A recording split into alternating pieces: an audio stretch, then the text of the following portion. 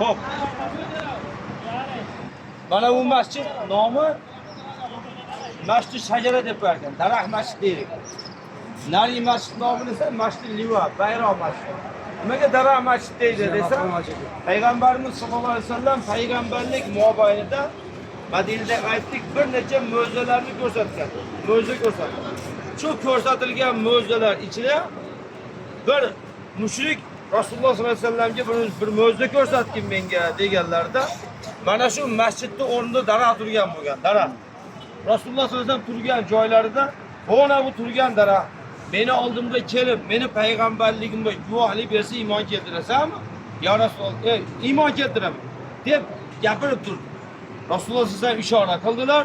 Daraxt yarmi qopirilib degan joyi ham keladi. Teng o'rtasidan bo'linib yurdi degan ham keladi. Butunicha yurdi degani ham keladi.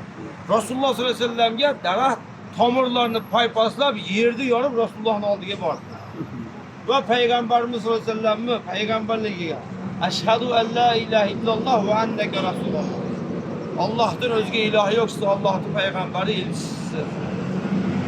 deb payg'ambarimiz sollallohu alayhi vasallamni payg'ambarligiga guvohlik berib, yana qayta o'rniga tomirini paypaslab kelib joylashgan deb keldi.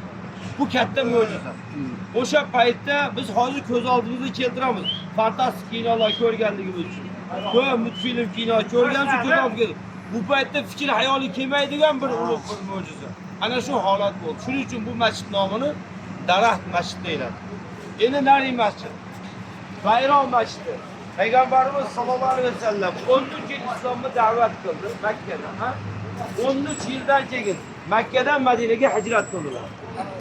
Hijrat qildi. 10 yil Madinada yurib, Madinada o'sha 18-yili 10 yil Madinada yurgan mobaynida mushriklar shu joydan bor. Kecha men Ilhom akam bilan gaplashtirdik, Ilhom akam eslatyapti endi.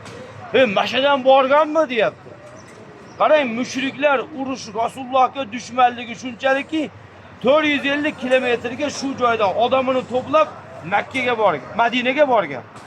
Badrda yutkazdi, Uhudda hop yutdi, Haybarda yutkazdi. Bir necha g'azotlarda, mana Handak g'azoti bo'lgan yutkazgan. Yutkazib 8-yili yutkazganda Rasululloh sollallohu alayhi vasallam hijratni 8-yili 10 ming ortiq sahoba bilan mana shu yo'l ekan.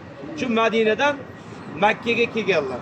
Va mana shu daraxt masjidning o'rniga bayroq tikkan ekanlar. Rasululloh sollallohu alayhi vasallam masjid o'rniga bayroq tikkanlar va o'sha bayroqni shu joyda namoz o'qiganlar va sahobalar bu joydan Makkadagi odamlar Makkaga. Makka u paytda Makkani atrofi, Ka'bani atrofi, Makka jamiyat Ka'bani atrofi 365 ta but bilan o'ralgan. 365 ta but bor edi. İçlerida ham bor edi. Ismlari bor edi har bitta butuni. Estağfirullah va atullah. Xullas kalam, na'udhu billahi min zalik. Xullas kalam o'sha butlarni hammasini Rasululloh sollallohu alayhi vasallam mushriklardan butun Makkani xalos qilgan va mushriklar endi bo'lgan, iymon keltirgan. Qanaqa holat bo'lganda ham Makkani butlardan tozalagan. Makkada turgan mushriklar Makka fathidan keyin ko'plari musulmon bo'ldi, Rasulullohga ergashdi va bir valini qo'yib payg'ambarimiz sollallohu alayhi vasallam yana Madinaga qaytib ketganlar. Xullas kalam 10 mingdan ortiq sahoba kelgan joyda turibmiz hozir va mana shu sahoba Rasululloh bilan birgalikda mana shu joyga kelganlar. Alhamdulillah ziyorat qildik. O'zimizni ham, zurriyotimizni ham shunday ziyoratlar bor. Alloh qabul qilsin.